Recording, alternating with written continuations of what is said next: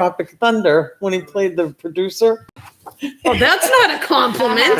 Yes, it is. We're live. Good evening. Good evening, residents of Litchfield, and welcome to the December 2nd, 2020 school board meeting. I'd like to begin with the Pledge of Allegiance. Pledge allegiance to the flag of the United States of America and to the republic for which it stands, one nation, under God, indivisible, with liberty and justice for all. All right. So 2 revisions to the agenda this evening. There's a link for the social studies site that will not be discussed. And for the principal's report, Mr. Larnigan is feeling a little under the weather, so he will not be attending this evening. So those 2 items have been deleted from the agenda. This evening, we have 2 members that are remote. Tina Harrison and Corey Isbicki are remote. So any votes we do take, we will be taking a roll call vote.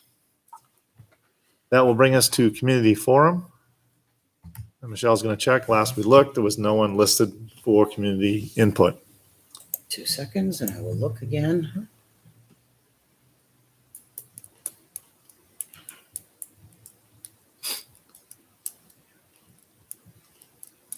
There is no one, sir. All right. So with that, we will close community forum. Next, summary of non-public actions from November 10th, 2020. No non-public actions were taken. Summary of non-public actions from November 18th, 2020. Mr. Myers made a motion to approve the non-public minutes of November 4th and November 5th, 2020. Mr. Burke second. Motion carried 5-0-0. That will bring us to correspondence. For correspondence this evening, we had a few emails after the last meeting. Beth Silver and Cindy Caleri emailed pleading wanting to stay in school over the holidays. This is before the superintendent's decision to go remote for 2 weeks after Thanksgiving. And Amanda Bartley wrote that she advocated for a cooling off period for the holiday. And that was it. Excellent. All right. With that, it'll bring us to superintendent comments. So 2 main things to focus on tonight. The first is the Eversource power outage.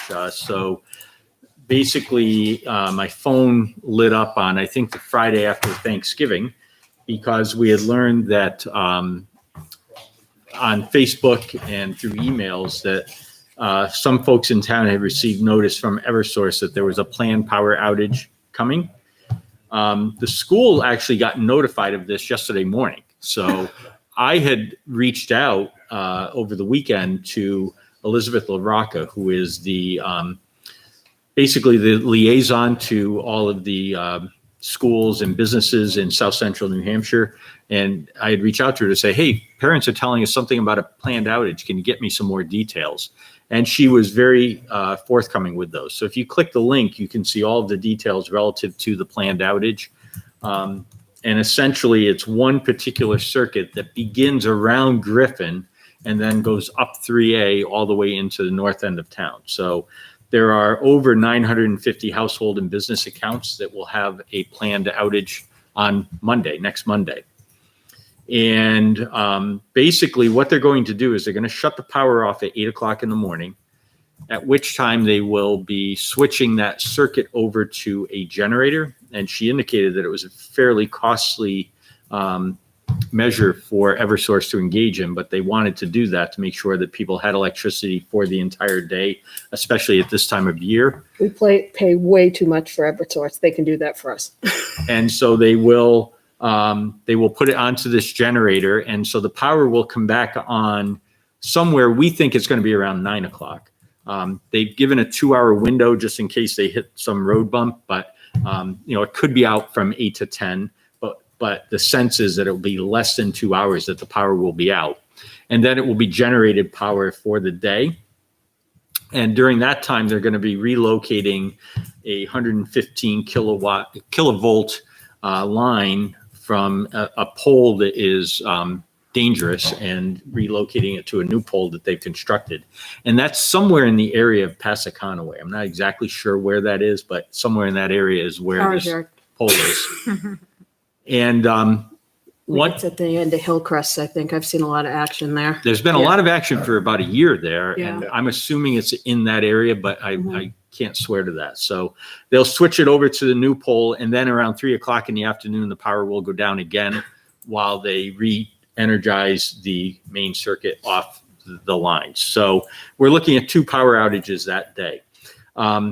So that presented a problem for us because we know that we're going to have quite a few students who reside in the houses that will not have electricity, therefore not have internet if they're on Wi-Fi, et cetera, because that's all going to go down.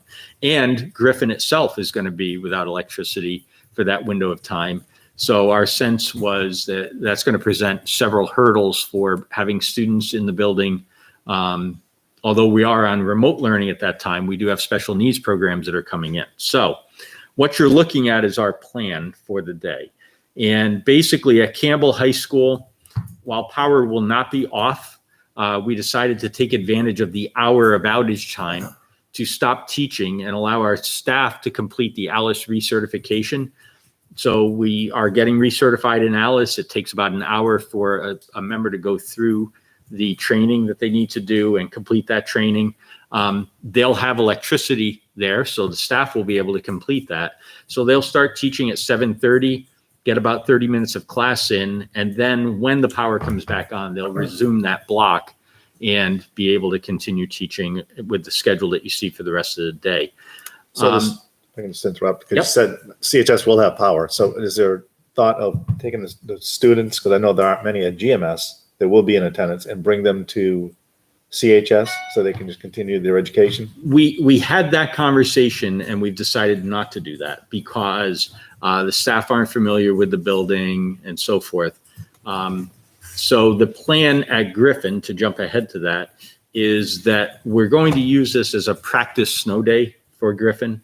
Staff will work remotely and students will work remotely. And we're saying that let's pretend that this is some nasty weather day in January and we've closed and we said it's a remote learning day. And all students have to work in that environment. So that's what we're planning to do. Now, Dan is planning to start around 9:15 in the morning. So his staff will be expected at home in a remote location to do their training on ALICE. So they'll get their ALICE training done either ahead of time or that morning. And then around 9:15, when we've got the thumbs up that the power is back on, they'll begin the teaching day and work their way through it. And it'll give us a chance to really see how this works in that remote environment for that day, knowing that we have the window from 9 to 3. It's about a 6-hour window where instruction can occur. And then, of course, at 3 o'clock, it's where everybody will be back offline. So that's our plan on how we intend to approach it. The middle school, by the way, so again, learning stuff as we work through this, the middle school is on the same circuit as the high school. So that must come from the Albuquerque, down Pinecrest to get to the middle school because it comes from a different direction. And that will allow the middle school to operate as normal. Staff will be at the middle school and they will have a schedule. They're going to get about they're going to work 7:30 to 8 o'clock also. So they'll get about a half an hour of instruction in the morning. Then they'll have this planned outage period and they'll pick back up with their first block class. And there's a link that goes to the middle school schedule. So that's what we have. That's what we've come up with. And what our intent is to communicate out to parents tomorrow, what the plan is for next Monday. So thoughts or things that we missed from the parent lens, because this is important that we get this right. You couldn't ask, 2020, you may as well have a telephone pole ready to fall apart because it just adds to the plate of what we're struggling through. And anything from the parent lens that you? They're already remote anyway at this point, so. I think clear expectations need to be sent out to the kids because I'm going to throw my kids under the bus again, are having a really hard time. Well, one of them is having a really hard time after the spring, getting up 9 o'clock, doing all his work, and then being free for the rest of the day.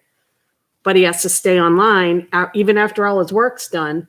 He doesn't know why he has to go to advisory like all of these things, he needs clear. I said he has to play the game, but they need clear setup. So if they're going offline for an hour, some of the kids aren't going to come back. Some might just show up. Well, Well, they're supposed What- to check in at the beginning of the class. right. Yeah. When CHS just had to close down the other day, I mean, there was communication that said, okay, we're down right now and we should be coming back up in a certain period of time. Then Bill sent another message saying, okay, we're going to be back up at like 9:30. So, I mean, they gave clear direction that, Yeah, that just like that would be perfect. Because I know my kids Yep. were concerned when the teachers, they saw it all happen online. Right. They were concerned. but like I said, I think Bill did a really good job as far as sending communication out and then follow through as far as, okay, we're That's Gonna be all it back up at a is. certain Good time. communication. Yeah. The way we've worked it out internally is, so Dan and Moore will be at Griffin. When the lights go back on, they'll send an alert out to all the principals.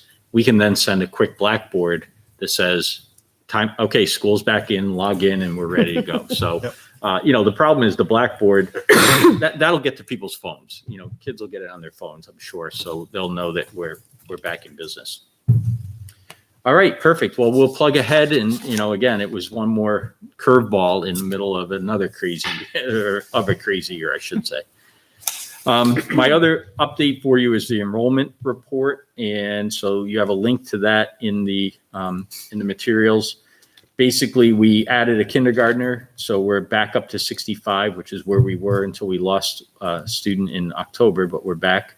In second grade, we lost one student. And so at Griffin, it's a net zero. At the middle school, we lost a student in sixth grade and in eighth grade. So that's a loss of 2 students in K through 8. And at the high school, we lost 1 senior, which is a net loss of 1. So we're down 3 students to a population of 1215 at this point in time. And obviously those losses are, move outs and so forth. So that's the number that we have. all right. Good. With that, it'll bring us to school board comments. Brian, I have a comment, a statement. I would like to start by saying how much I enjoy being on the school board. I consider myself a representative of many residents in this town. I spend countless hours away from my family, as do the other members on this board, all without complaint. Each one of us brings a unique perspective to the school board. We are here to represent the parents and taxpayers in this town and do so to the best of our ability.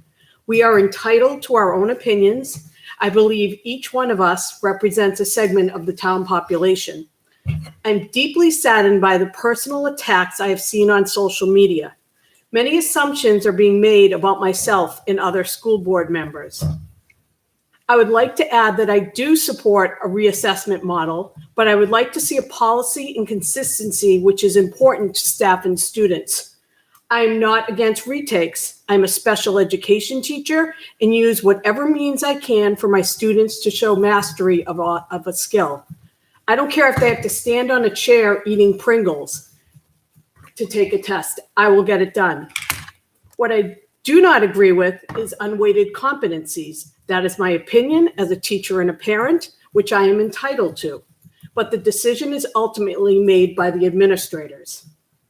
I also fully stand behind our decision for the full-in model this fall. We listened to the parents and moved forward with the model that the majority of parents wanted.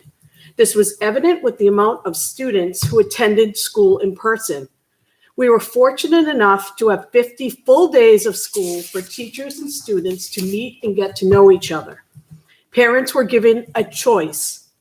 People who send their kids in person know the risks. Teachers, like myself, also know the risk of being in school every day. Please be kind. We are all doing the best we can. Thank you. Thank you. Any other school board comments?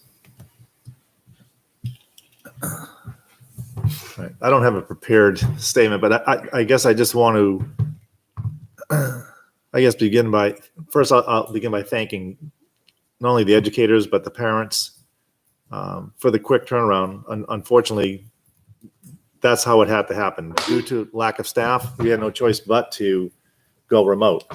With that being said, we had a lot of comment at our last school board meeting about how everyone felt that we wanted the students in front of the teachers. And really that was our desire and that was our hope. Unfortunately, like a day or two after that, we just found out that we're just going to be missing so many staff members that it wasn't feasible to do.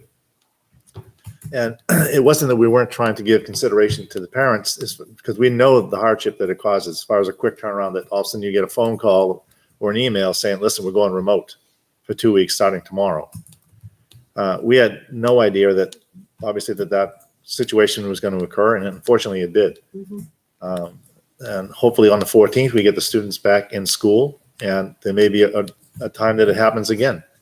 But any expert that you read or any articles you read, the best place for the students is in front of the teacher, live.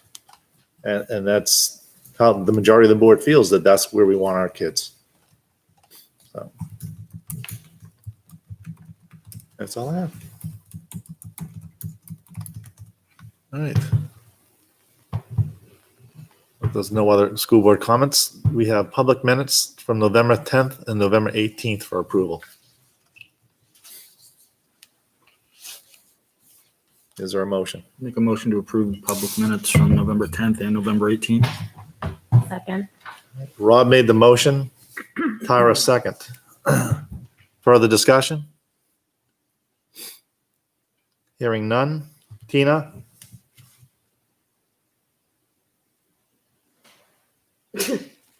She gave a thumbs up. I don't think she can unmute. Oh, there we go. I'm sorry. Yes, I. Rob? Aye. Tara? Aye. Liz? Aye. And Brian? Aye. Motion's 5-0-0. So next is the principal's report, which we do not have, but you do have the report that you can read through. If you have any questions, feel free.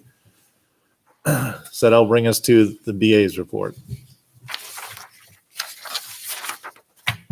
All right, so we have, with that, what we have on here is the balances of the trust funds that we have. A couple things on those statements that I'll note. The second payment, the payment of the fiscal disparity aid, I split into two payments over the trustee of trust funds in order to kind of balance out cash flow for us as we went through manifests. So the second payment is basically a deposit in transit on the trustee's side. He has the money. It just has not appeared on the statements as of yet. So that is in their hands. I'll also note that the $70,000 that was initially allocated for the establishment of the expendable trust fund, that was deposited into the capital maintenance facilities and maintenance capital reserve fund. So I believe Michelle did tell me that she has reached out to John Poulos to have that reallocated to the correct account where it's supposed to be. All in all, based on the summaries that I have over here, between the school building maintenance capital reserve and the capital improvement expendable trust, we're looking at about $1 million, just over $1 million, $1,018,193.37 in those two accounts. So those will continue to build interest over the next couple months. And if we need to use that, the school board is the agents to expend. So we do have access to those funds. And then the 2021 draft warrant articles were provided today, basically showing our regular, our budget warrant article, Article 1, Article 2, just to propose putting the tech integrator position on the warrant. And one question in my mind is, if those are to come out of the budget, do we put all three as a single warrant article, or do we put three separate warrant articles for the tech integrators so we can see if we can get all three and do it as one warrant article, and there's three in there and it's a no, then we don't get any of them. Maybe if they're separated out, there's the opportunity to get one or two of them, maybe all three. And then the third is just to put additional funding into that capital improvement expendable trust.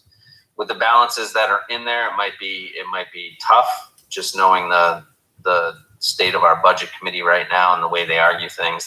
As they've done in the past with the special ed expendable trust or capital reserve, the argument will always be you have money in there, you haven't spent it.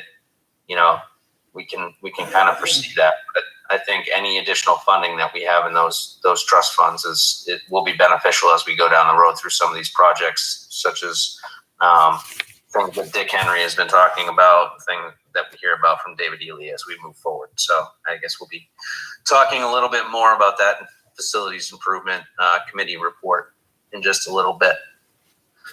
Those are the items I have for tonight. Unless there's any questions for me.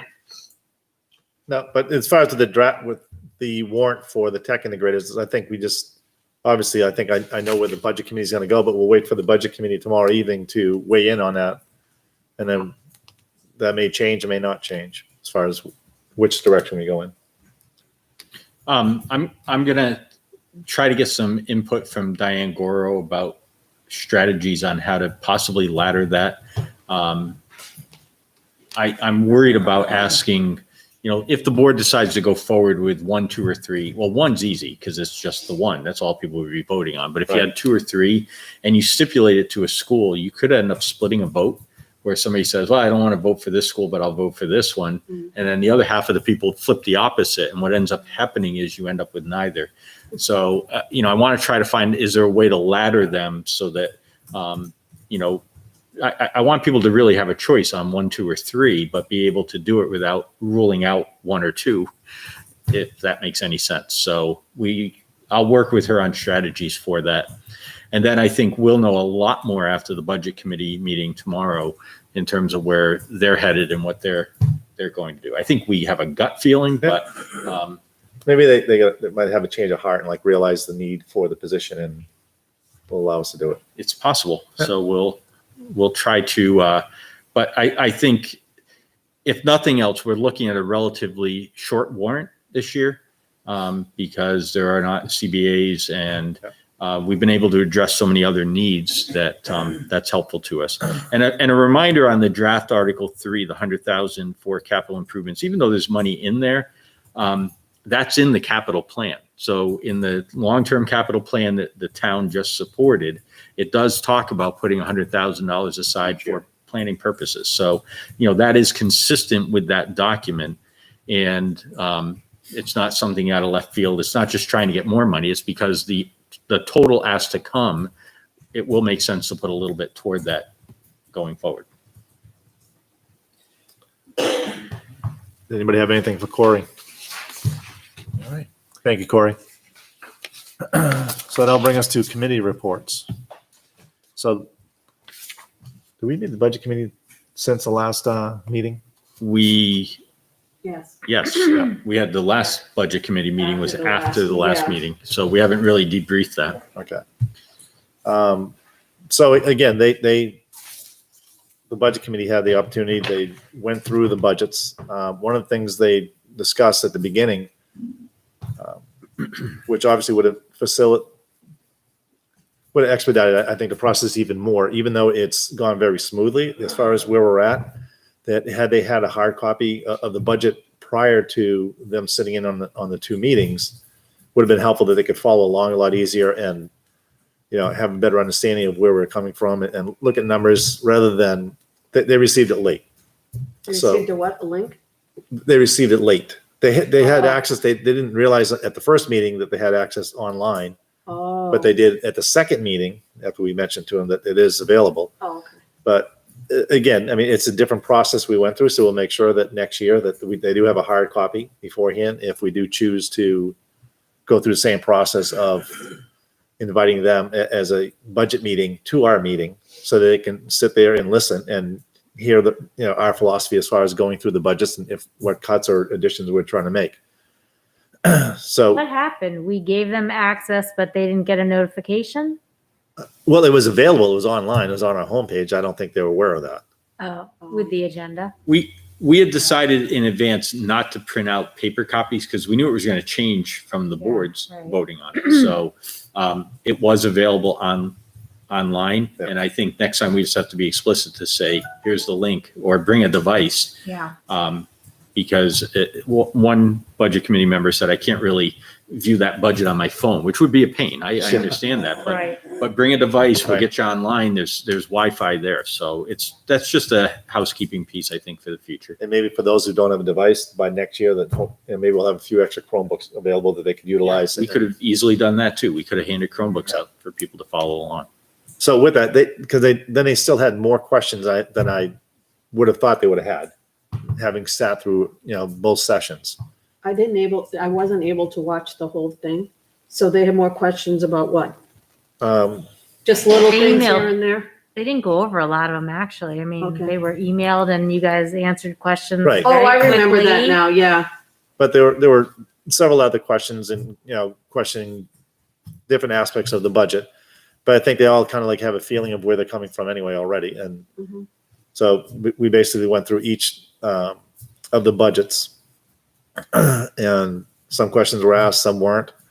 And they were just waiting for this tomorrow, I think, is where they'll make their cuts for each department. Well, I read the summary that was online for the last budget committee meeting, and it said that I think the budget committee was going to share Andrew's analysis with the school board. How do we get access to that?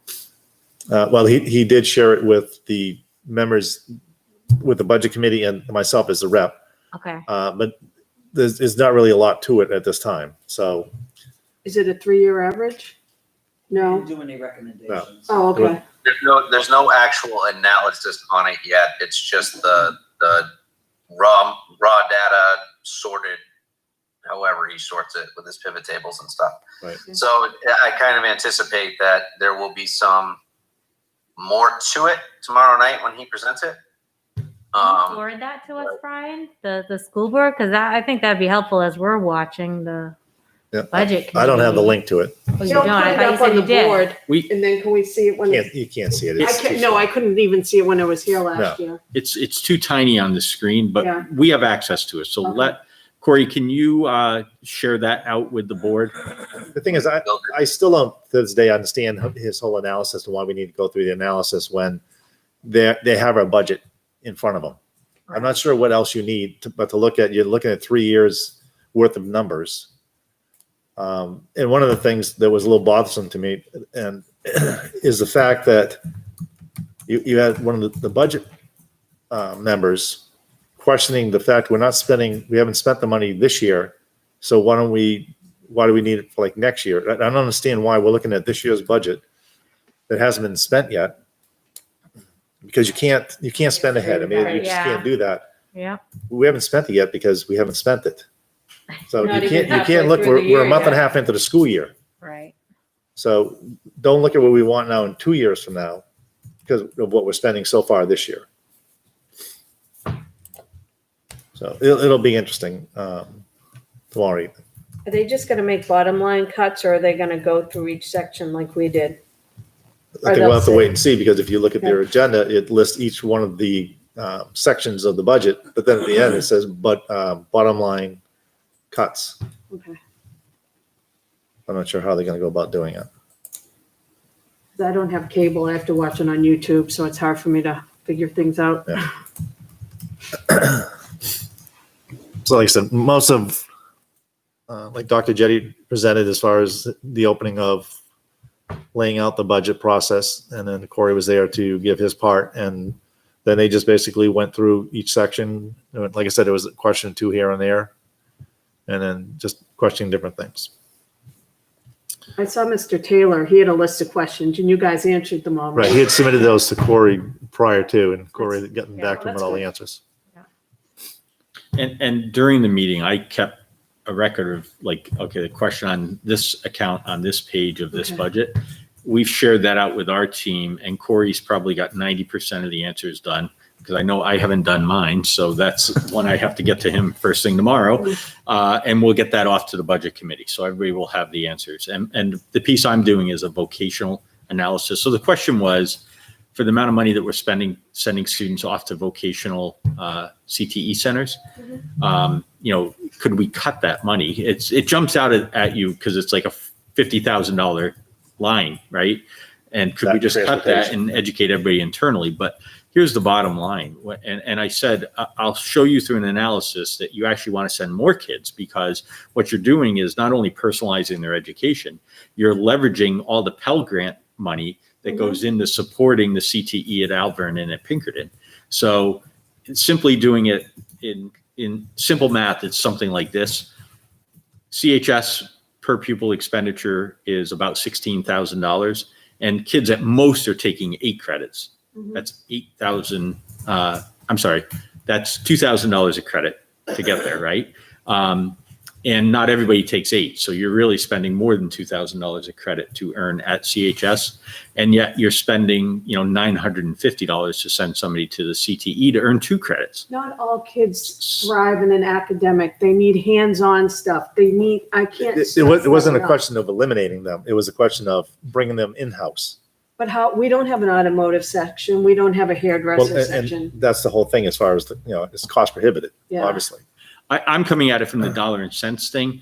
You're absolutely right from a educational, meet the kids' learning style needs. That's a whole other way to look at it. But even from the dollar and cents side, not only are you getting a hands-on curriculum that's personalized for what students' interests are for the future, you're doing it at a fraction of what we could do it in-house. So, we really need to make sure that those programs are available. And by the way, Pinkerton and Alvern, 2 different programs. So it's not like, oh, do you want to go to auto there or there? No, they're different types One has of diesel programs. mechanics, one has regular mechanics. The nursing program at Alvern's amazing. Yep. So we'll have that analysis back for the budget committee so they understand what those are.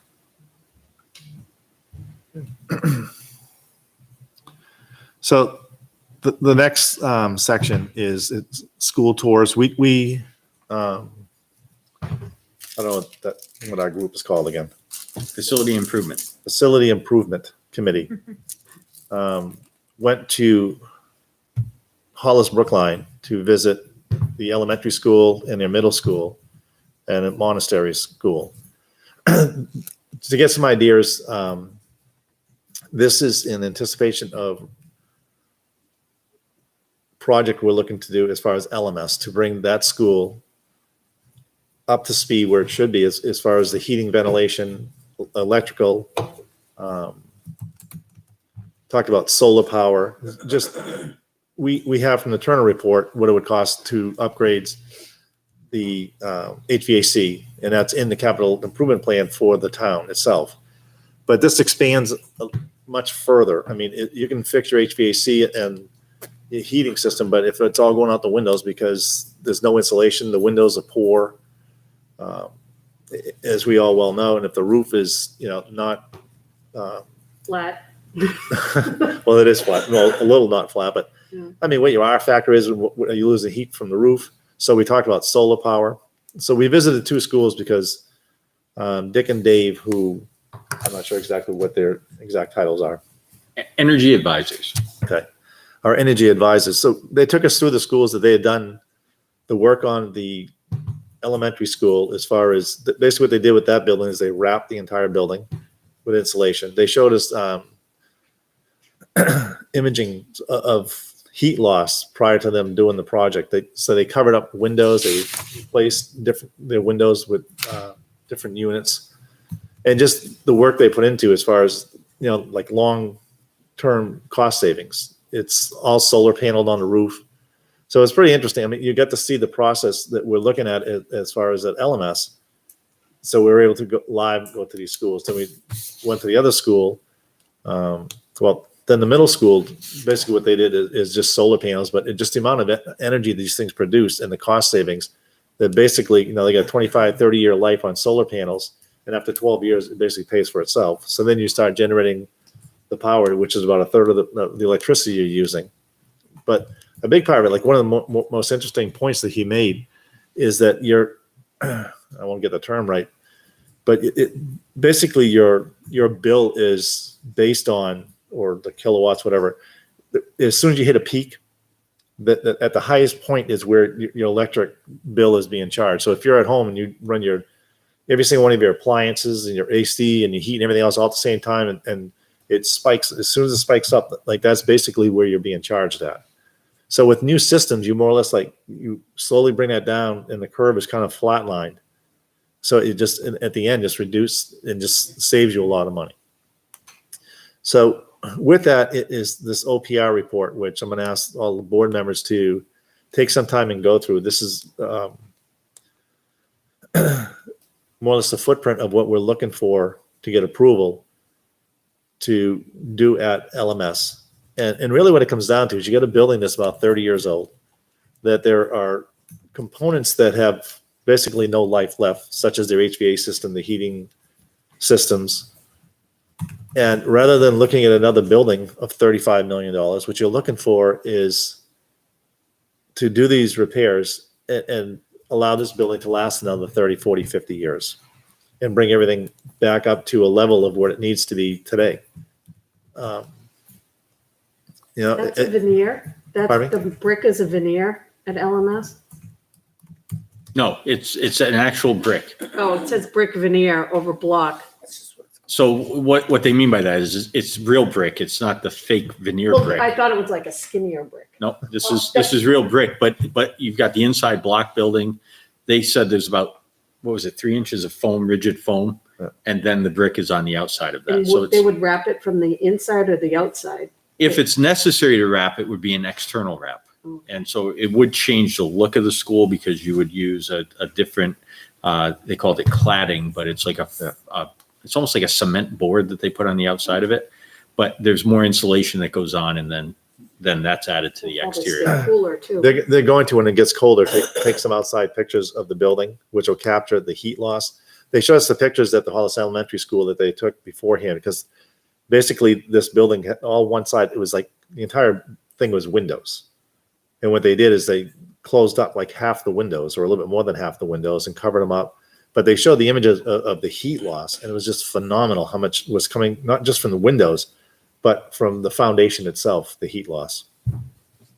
So we haven't, like I said, in the town capital improvement plan, to upgrade the HVAC and heating systems in all 3 schools. We had it listed as.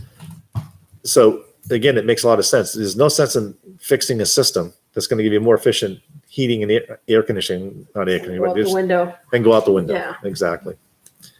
So what I'm asking is just take a look at this report, because this is something that would go on warrant the following year.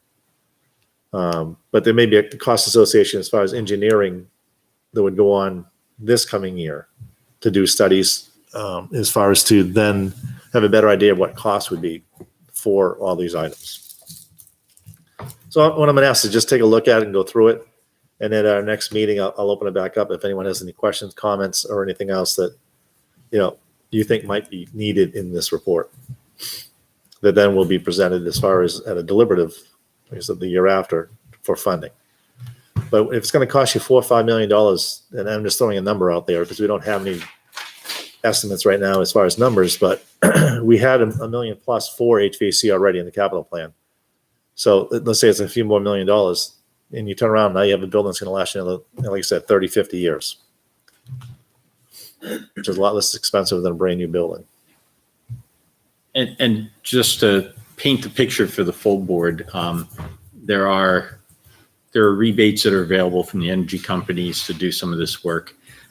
This work also qualifies for like municipal leasing. So it's borrowing money on a lease basis. And so that's something that the board can take action on. And it's a different way of funding it than it is bonding, right? So if you're talking a brand new building, that amount of money you have to bond. But this can be done with other financing mechanisms that exist. So, going back to, we had talked at one point about Siemens, although we're no longer pursuing Siemens, they were basically going to come in and do the leasing and then have us pay them back over time. And what Dick and Dave are suggesting is you can do it yourself, and you can find a way to make this work and use the same funding mechanism. So that's the route that we're going. And so basically it's a way to get 2 quote new buildings, one retrofitted and polished up and ready to last another 40 years. And at the same time, then bonding a new school. So you can kind of do both projects simultaneously and really have it puts the town of Litchfield in good shape for many, many years down the road. What about the trail portables? Those would be gone. So the vision, Liz, is that if the new Griffin on the Hill would be a K-5 building, so you would no longer need the portables. Yeah. And you would have really enough real estate inside LMS for grade 6, 7, 8 for many years. Even, you could, our population has gone down, but if it were to come back up again, it's not like you would have to add another wing on right Well, I away. just heard about another couple of developments, so it's probably going to happen in town. And the thing with LMS, it's a solid building itself. The structure's fine. It's not like GMS as far as all the problems that GMS has. LMS is a sound building. It's just unfortunate all the components inside are all more or less like beyond their life. So that's all I have on that. Like I said, I asked that everyone else, go through it, and if we have any discussion, we can have discussion at our next meeting. And the link is there, right? It's in the Yeah. agenda. Perfect. Good. Yeah. Brian, before we leave facilities improvement, slightly related, and Corey, help me out with this, but I think a report to the board on the LMS canopy project is in order. It's almost done. And if you haven't been by LMS, if you haven't driven in to take a look, just do that. Do a loop through and take a look at it. It's relatively completed. We got wicked lucky yesterday because it was 61 degrees and they were able to put the asphalt down, which they were looking at it saying, gosh, what are we going to do with the cold weather? Are we going to be able to get this done? And we had this weird tropical December 1st. And so the asphalt's down, the concrete is poured, the door is in. The canopy is up. There's probably the last thing to be done. Well, the last two pieces that we're waiting on is the material underneath so that you'll close off all the truss work. And there are these sort of metal panels that are going to snap in, and those are due to arrive next week. And that will be the final touches on the outside of the project. The flagpole. Yeah, I was going to say the new flagpole too. That will be going up. So if you look, you'll see the flagpole is actually right in the center of the new entryway. And so that will be installed in a few days' time. And then the metal will be put in place and the door is in place, and it will sort of button up everything on the outside. They'll bring it all up to grade loam and so forth. And then the other thing is the window for the main office. So that's inside. That has arrived. We were shocked, but the window weighs 600 pounds. Plus it had 200 pounds of shipping material. So, so this window, we might have to build a new counter for it. I'm not sure, but it's all supported by concrete blocks, so it should be okay. I don't think they needed to do anything when we put the window up at the high school, which is a little bit smaller, but still pretty heavy just from the thickness of the glass, because this is thick, bulletproof, like very, very thick glass. So it comes in being very heavy. I don't think they're going to have to. The big question is, how are they going to pick this thing up to place it? So everybody was a little shocked by the weight on it.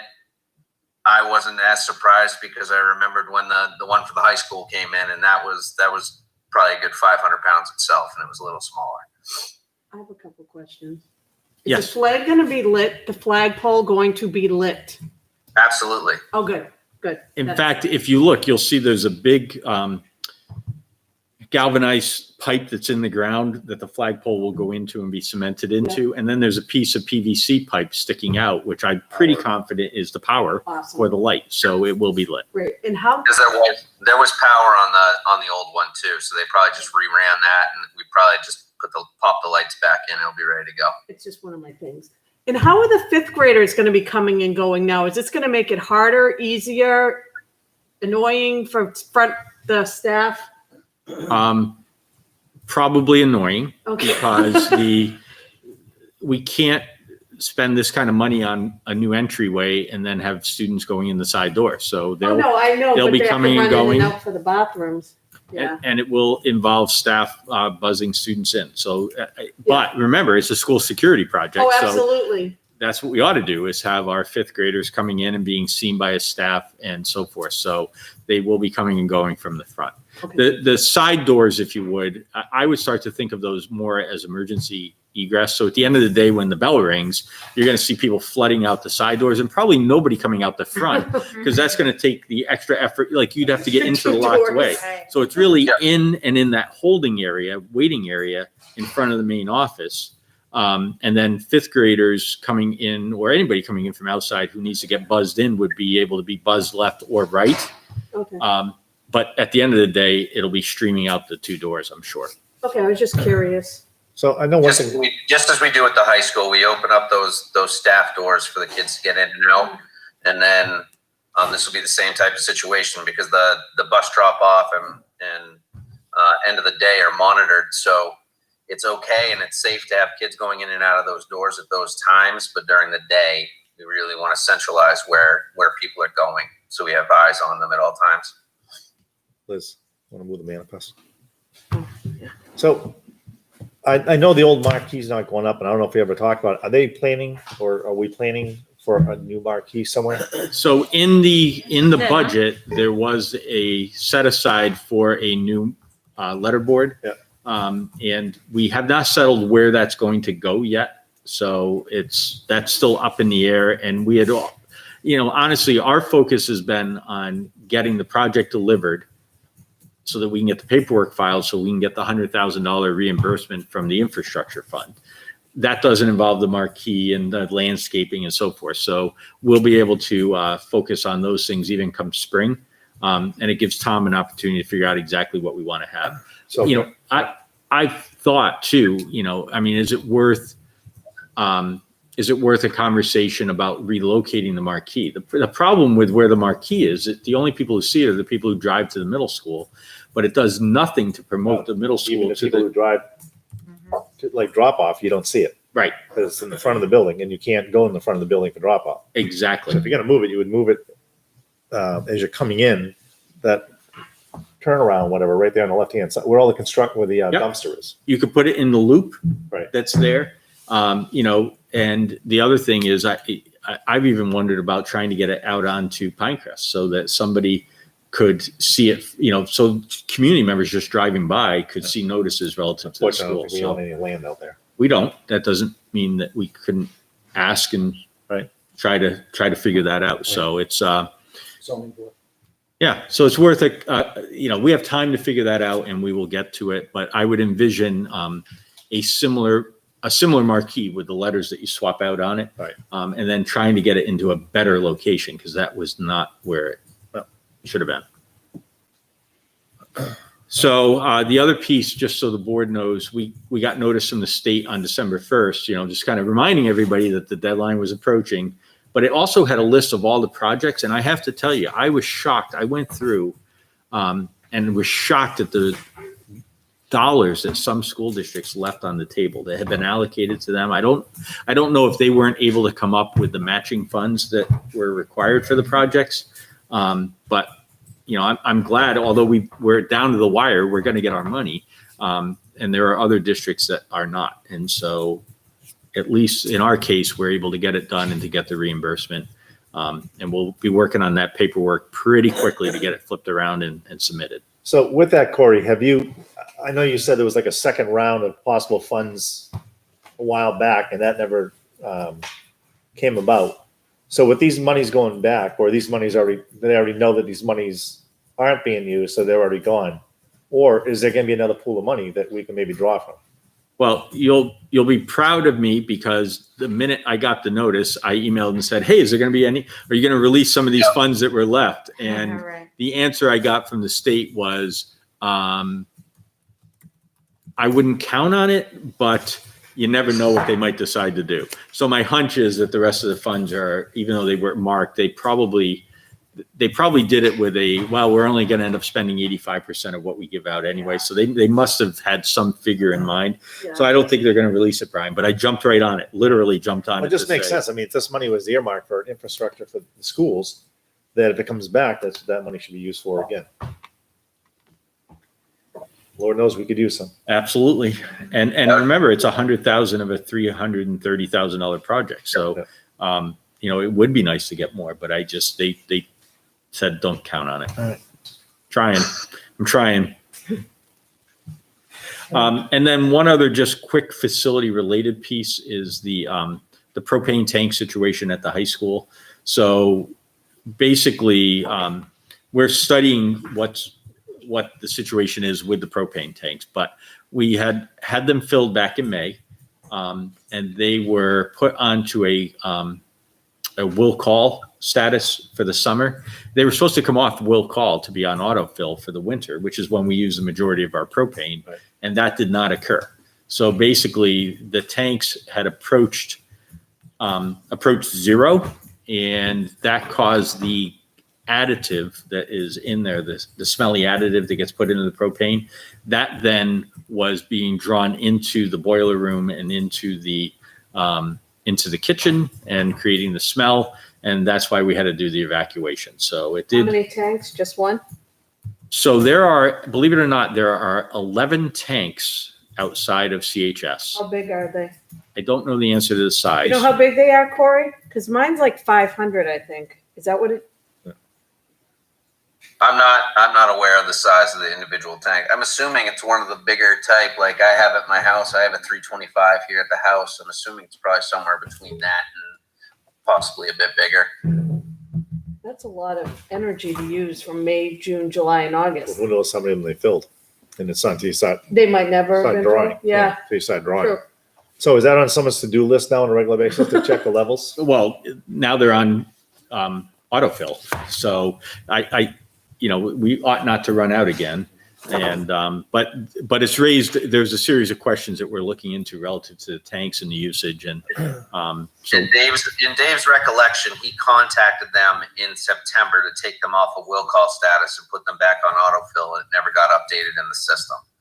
That's what I hear. And with the juggling that's been going on and the short staff and the days that he would have checked it over the past couple of weeks, but he's been out. So he comes back tomorrow. So we're very thankful that these guys are going to be back in the building tomorrow. All I'm gonna say is from personal experience, even though you're on autofill, you still want to check your tanks. But why did it go off? So every time one of them why do we have 11 tanks if one runs out? They don't kick to the next one that kick. I don't think that's how they're set up. Then how does it work? We're reviewing that at this. We're reviewing that So at we're this just point. using the same tank over and over. Do you know what I'm saying? well, so what Doug from the fire department said is that 8 tanks were at 0, 1 was at 15, and 1 was at 75. But they think the 75 was a faulty reading, so they think there's Oh, that makes more sense. Okay. They- I thought it was just one tank that was empty. and there's a possibility. Again, this is what we're looking into, that if it was reading 75, but it was empty, even an autofill might not come. You still would say, so how far Yeah. down do you let it get before you fill? But anyway, these are all the questions that we're Good. sorting through. Then you got to find out what tank goes to what. I don't think it's a series of tank. One runs out, it goes to the next Oh, one. one goes to each. Oh, so that was a kitchen tank. Possibly. One of the tanks is intended to be empty because it's a pressure tank. So it's, Oh, okay, it's because they never tell, like when we bought our house, they said, do not fill it above 80% in the summer because you need to allow for expansion. Yeah, they never fill over 80. They don't fill above 80% any time of year. You only go to 80. It's the same thing with regular oil tanks in the house. They only fill to about 75, 80% to allow for expansion. I'm glad it's working out now than in mid-February. Yep. All right. so just again, 2020, add to the list, gas smell in the building and having to evacuate on Monday, but at least we were in remote learning mode and, it was staff impact only. Yep. All right. That'll bring us to old business. And it's getting old. So I want to help the board understand, because our last conversation was me looking at numbers saying it's looking bad, to basically in about a 2-day window of time, our uptick of coronavirus cases in our school with staff, I've never seen anything like it. And it was just adding to the point that even going into the weekend, we had no choice but to do the shutdown that we've done. And I'm going to share with you this spreadsheet. and we'll walk my way through it. But basically, we're tracking now the COVID numbers by building. And I'm going to pull up the note here just so that, and I'm going to expand it too. I can hit to, there we go. So basically what we have at this point is there are 8 staff members across the district, most at Griffin. I think it's one at the middle school and none at the high school that are positive COVID cases in our schools. Some of those cases, in fact, have been school-based spread. So their feeling from the state is that even though it was introduced from the community, that once it was in the school, that one team of teachers then spread it amongst that team. And then there was another teacher to student case that was actually spread. So they've deemed that Griffin has 2 clusters, which is 3 or more related cases. So the state has said that it's 2 clusters. And by the way, if you go to the state website, it reports 0. I think the state is just tapped out on trying to keep up to It date. stopped over a month ago. Yeah. Not good. And so, there are some folks who are questioning, okay, so what exactly are you doing? Is this travel related? Did you have all these teachers who traveled over break? The answer is no, it's not travel related. These are actual positive COVID cases in our staff. And so obviously we've got to take action in order to make sure that we're able to keep going there. So these staff members, when are they going to come out of quarantine? So then as a result of the 8, there are 26 additional staff members who are quarantined. Yeah. It's 2 SAU employees, and then we've got 24 staff members in the schools. So the other piece is, just so everybody's aware, that it hit our custodial staff really hard. And that's the nature of the work that our custodians do. And so when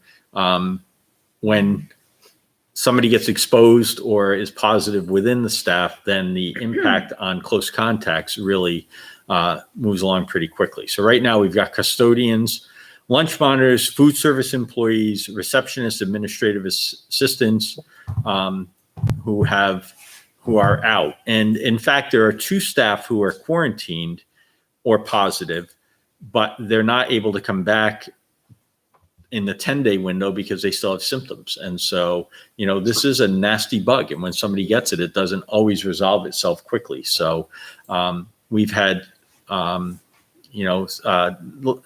on wood, that none of our staff have been hospitalized. But I will tell you that, obviously HR has knowledge of people's underlying medical conditions. And, you get into a scenario where you're like, holy smokes, that's really a bad situation for somebody when you know the full picture. And so, I just think that parents and the board need to understand what we're dealing with relative to this.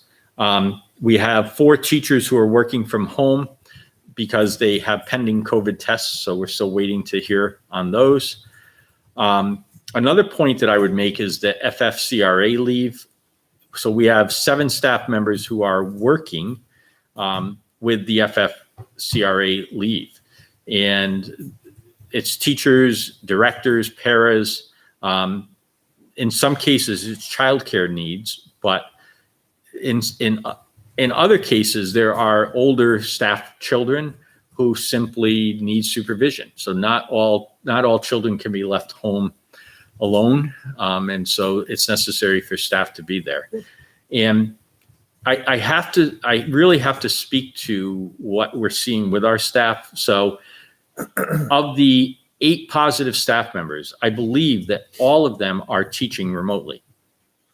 There are a few who did not teach. They needed a day or 2 because they just weren't well enough to teach, but they could all be taking sick leave and leaving us in a real pickle where not only do we not have the staff member, but we don't have the sub to cover for the staff member even, but they're not. They're home and safely teaching from their home office in order to help keep us afloat at this point. So that's, I think, a really important thing for the board to know and to recognize that the staff staff members are dedicated to keeping us going in the midst of this. Yeah, I think that's they're fantastic. well The enough fact to you do still that. have the teachers teaching. Where, Yeah. you know, the good old days, they would be homesick Yeah. and the kids would be in the classroom. And now we're able to keep this rolling. The other thing too is the FFCRA leave. You know, so other school districts have shut down and they've had to juggle childcare concerns, right? So they're entitled to take 2/3 pay and to do nothing. And they haven't done that. They've in fact continued to teach for us. We have developed a form where they basically sign off that their child at home is not going to be disruptive to the learning environment and so forth. But that we've allowed them to work from home on a case-by-case basis. And so, you know, we review these between the principal and me. It takes 3 signatures on the form. The staff member saying, I'm going to work and not let this interfere with my ability to work. The principal saying, I've got this and will be supervising it. And then my final sign off that it's good for the district to have that employee working. And so now this creates a couple of roller coasters. So there are some staff who will say, well, I've got to do a half a day to do the supervision. So I'm not going to work for a half a day, but I can work a half a day.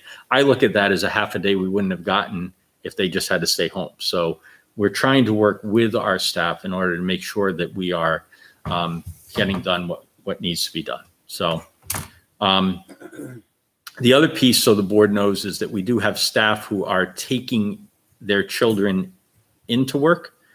And so there are about 20 staff members right now who are bringing their students, their own children into school, but again, have signed off on the form that that's not going to interfere with their ability to get their job done. And so for us, it's another win because they're coming in and getting their job done in the remote environment. So And we talked about the MOA. it's all in the MOA. It's all case by case, and you know, and we're following through. So right now, the numbers I think kind of speak for themselves in terms of what we're looking at across the board. So, you know, the negative is that the numbers in the state, if you look at those maps, they're just more scary. Unless you're in Alaska, for some reason, there's no COVID in Alaska right now, which is obviously a reporting anomaly.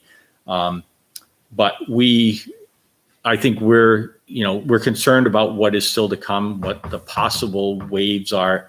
But I have said to the principals every single day that we've had the COVID briefing since we shut down, that getting 8 days of in-person instruction in between December 14th and the holiday break is just critical. And I've said to them, please emphasize to staff and to families that those are academic days. They're not holiday celebration days. They are, look, we finally got you in front of us and we're going to take advantage of that There's fact. probably a little catching up to do also. That's correct. Can Catching I up. ask what's going to happen? Doesn't the act run out December 31st?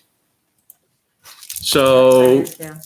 right now it has not been expanded beyond December 31st. And if you look at the bills that are in front of Congress, they're putting efforts into other things, not extending this stuff. So I think that they're seeing that the vaccine is on the horizon. And so making sure that we're able to ensure that people are able to get access to the vaccine. And school workers, I think, are, not too far down the list behind frontline medical workers to be able to receive the vaccine. But So we can't make people get the vaccine. I might not get the vaccine. I don't know. it will be optional. Yeah. But you also won't have access to 2 weeks of COVID pay after December 31st. And so, Good point. so But they have plenty of sick days. you have your own personal sick Yeah. days. That's correct. But that's exactly the choice teachers are going to have to make. Right. Is, do I want to take the vaccine? Do I want to Use your sick roll the days. dice and see what happens and know that I don't have access to additional COVID pay, but I have access to this one? That's, Yeah, because I actually didn't know. I was curious what was going to happen At the same December time, you don't even know when the 31st. vaccine is going to be available.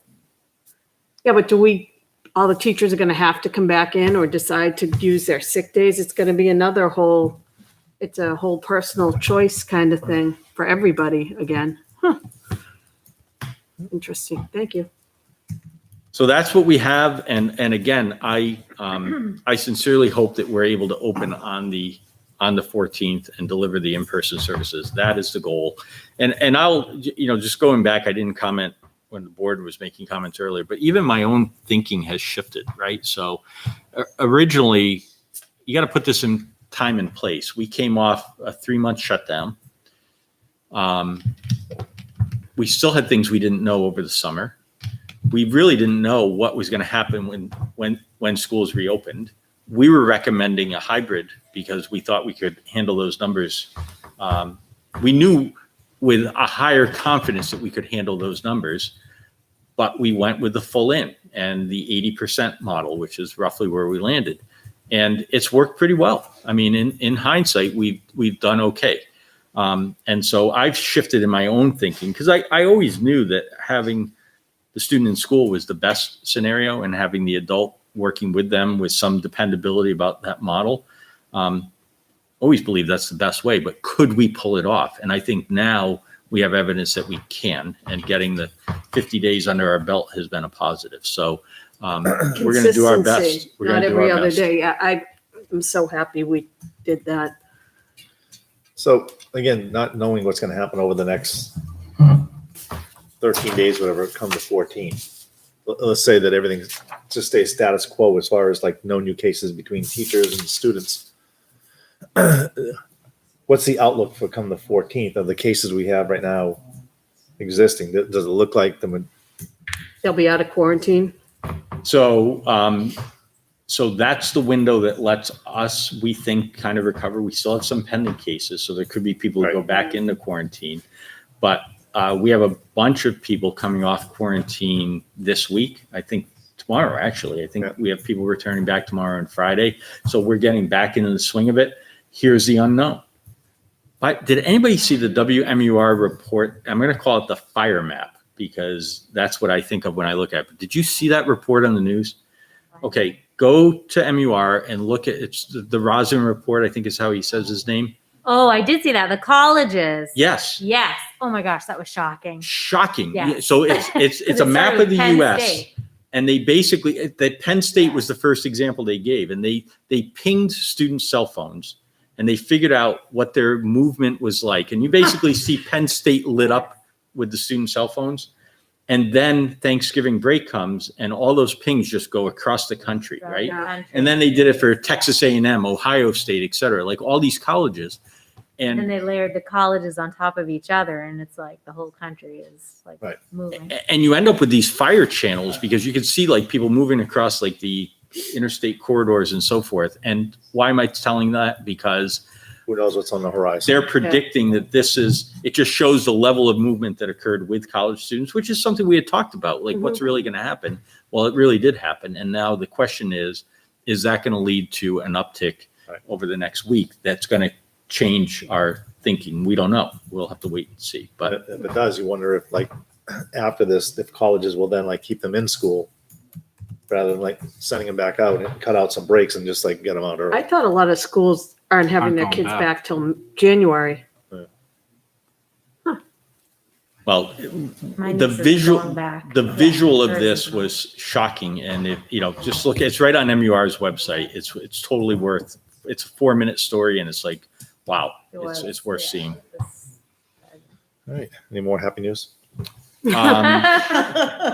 So let me just say that today, Mary and I worked with 2 of the 3 principals, and just to make sure that the Google Classrooms are up, that we're able to get in, that we're able to see what's happening with those. And so the principals are monitoring those. They're doing physical walkarounds. So that's another piece is remember in the spring, they couldn't do a physical walk around. The building was empty. Now you've got a good chunk of staff who are in and working from the building. And so they're able to pop in and out of the classrooms through that walk around model, let alone going into the Google Classroom. So yes, we are on top of that and monitoring that. And we all have access. So Mary and I today were in looking at classrooms also. So So, that's That what must I be got. fun. so the last thing I'll say about that, Yep. because I've said it, I think the last 3 or 4 meetings, that remote learning right now is it's just so night and day from what it was at the last session. I mean, Yes. the kids right now, I have all 3 of them, 4 of them at home doing remote, and It's just so much different. It's like structured, your day starts, you got to be there, and then class. Are you class having begins. any Chromebook issues? Because I heard there were Chromebook issues. Have Yeah. you heard that? Well, Dr. because my youngest has got the old one, waiting for a new one. Oh, okay. Outside of that, I mean, because hers once in a while she says glitches, but Oh, yeah. Lagging. We have a lot of lagging Yeah. with my students. 95% of the time she doesn't have an issue. And when she does, she grabs her phone. Yeah. So, I was just interested because but I'm just, I see the chatter. I think it's just amazing that the transition from, like I said, we went on March, and that period of time we went through remote to what we're doing right now. It's night and day. It is. I've been engaged all day. Yeah. Great. Too much I mean, they screen get time. breaks to do, to They have do screen breaks? projects. They do. Teachers need screen breaks too. Yep. They get it. Yeah. But just the engagement as far as them on screen with the class and just how they, call Yeah. on different students. It's like, needless to say, I can't do anything in my house. We had an interesting thing occur today, and Michelle, I think we're up to 5 anonymous parents. So the phone in the SAU rang, and it was a block caller ID, and it was a parent who said they wanted to remain anonymous. And each one of them was saying that we really need to protect our staff by shutting down and getting our schools closed down, having staff members working from home, and so forth. So we Is it a concerted call-in effort by some group? So we noted the call, and it's hard to follow up with anonymous calls. So I'm just Right. passing along that we've received 5 anonymous calls. 5 different Two- calls? Yes, 2 were anonymous and 3 were with said public caller, so. And 1 was on my voicemail. So you couldn't even verify that they were actually from Litchfield. Michelle talked to them all. I Oh. talked to them Oh, all. okay. Maybe I shouldn't even say this. I think I recognize a couple of voices, but, Well, at least that legitimizes it.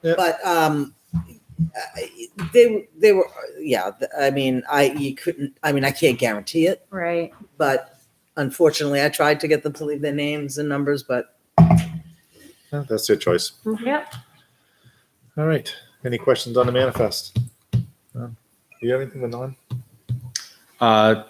I think we should go into non. Okay. All right. So with that, we'll go into non-public session, RSA 91-A:311.